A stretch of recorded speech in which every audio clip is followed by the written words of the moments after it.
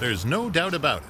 Harvest time on the prairies is an awesome experience. Mighty machines, in perfect sync, dot the landscape at all hours of the clock until the job is done. Out here, there's little chance of gridlock on your daily commute, especially when you live and work on a family farm. Let's head north and east along the highways and range roads about 30 minutes. Before you know it, we've arrived at the Right Angle Farm. I'm Leonard Wright. I'm a third-generation farmer in the Irricana district. And I'm Curtis Wright, the fourth-generation farmer on the Wright farm. My grandpa came to this farm. He came in 1919 and married my grandma, who lived 3 miles down the road.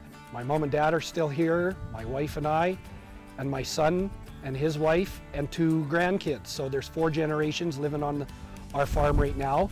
My son and I farm together, and my dad is semi-retired, but in his 80s still helping almost every day.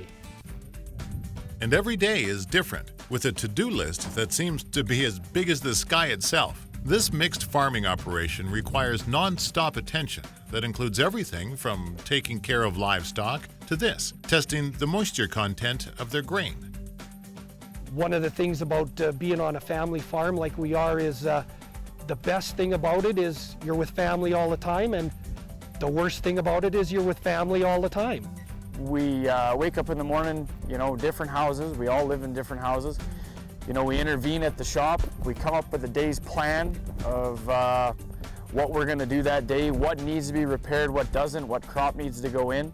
The great part about farming, and the thing that keeps me interested, is every day is different. And no 2 minutes are the same when you climb on board one of these colossal tools of the trade. Combine operating comes as a seniority. You've put your dues in being the trucker when you were younger. He runs the combine, I run the truck. And it used to be the same with my grandfather. He ran the combine, Dad ran the truck. We were harvesting hard red spring wheat. We were just getting started, and some of the attachments on the combine were new and I wasn't running them quite right. Also, we were just changing from another crop, so we were checking a lot to see how the combine was working, making sure it wasn't throwing too much over and that we had our settings right. You don't want to be throwing a bunch of grain on the ground that you'd spent all year growing and raising. Kind of old school, but got to make sure the machinery's running right, and you got to get dirty to do it. Well, you're looking for throwover, cracks, all that stuff has to do with setting it. If your rotor's too fast, you can start to crack it. If your sieves and chaffer aren't set right, which is where the grain is sifted away from the raw material that comes out the back, if you have too much coming out the back, you're just basically throwing your money right out. Took longer than usual, but we finally got it, so we were happy with the result, and we carried on. And this year was not a bumper crop, but a fairly good crop, and we're done earlier than I remember in years. So we've got a couple bins behind us, one 10,000 and a couple other little ones to finish the fields off full of peas. Here we do a grain farming. We do oil seeds, canola. We've done flax. We do cereal grains. We've been 23 years of continuous pea growing, and I use them as part of my rotation. We don't have a lot of cattle, but range anywhere from 70 head to 100 head of cows. I worked off the farm for the part-time for the first 20 years of my farming career, and now that I'm farming with my son, he works off the farm quite a bit. Being a family farm, smaller farm, the retirement part is hard, so Grandpa was still involved. Dad's still involved, so my deal is I've got a trucking company, and the biggest part of the trucking company is my 95 Pete that has a 28 self-loading and unloading round bale picker on it. And some farmers don't feel that it's cost-effective for them to take 2 tractors, one on either end, and drive truck in between picking their bales.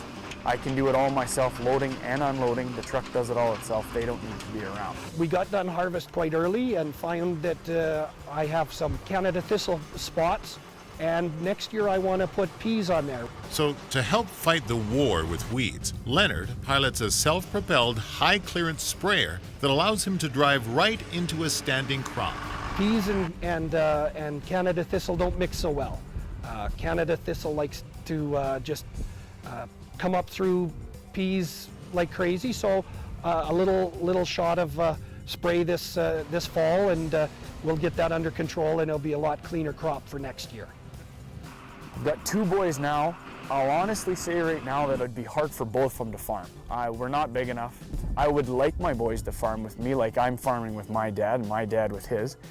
But the problem is that if my kids wanted to farm big, I guess later on you'd have to sell the farm and maybe move to northern Alberta or Saskatchewan. That might be the only way. I don't want it to be that way, but things are changing. The right angle farm is keeping pace with the changing rural environment by planning and investing for the future. We've upgraded a little bit more machinery. We've stepped it up a little bit.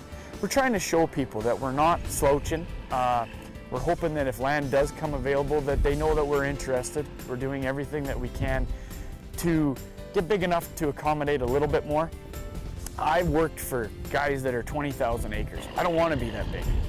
I just want to have a happy little family-run farm with my dad, and if I have to truck a little bit, so be it. I'd sure like to see more family farms still sticking around, trying to stick it out. But I do know that it is very hard. Retirement's fairly hard. Number one is you're here, you might as well work. And number two, I've got no role models to watch retire, because my dad's still in his 80s and isn't retired. You can't beat the family farm in any way. To where we're sitting right now, I wouldn't trade it for the world. I love it here. It's home. The connection between the family and farm is a time-honored tradition, and it's clear that the Right Angle Farm has the right stuff to carry on for many years.